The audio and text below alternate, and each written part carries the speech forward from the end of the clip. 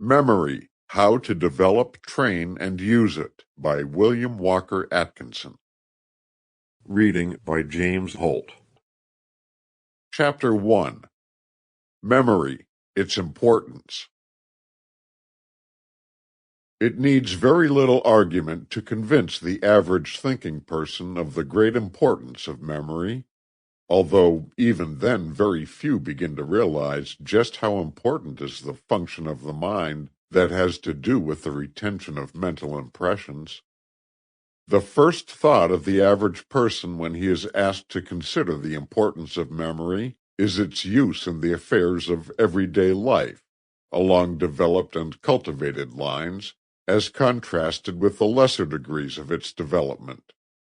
In short, one generally thinks of memory in its phase of a good memory as contrasted with the opposite phase of a poor memory.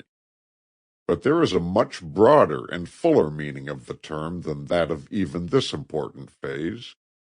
It is true that the success of the individual in his everyday business, profession, trade, or other occupation depends very materially upon the possession of a good memory. His value in any walk in life depends to a great extent upon the degree of memory he may have developed. His memory of faces, names, facts, events, circumstances, and other things concerning his everyday work is the measure of his ability to accomplish his task. And in the social intercourse of men and women, the possession of a retentive memory, well stocked with available facts, renders its possessor a desirable member of society.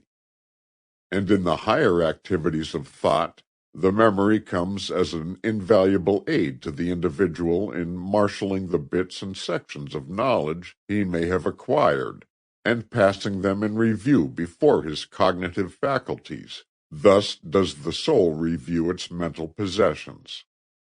As Alexander Smith has said, "A man's real possession is his memory. In nothing else is he rich. In nothing else is he poor." Richter has said, "Memory is the only paradise from which we cannot be driven away.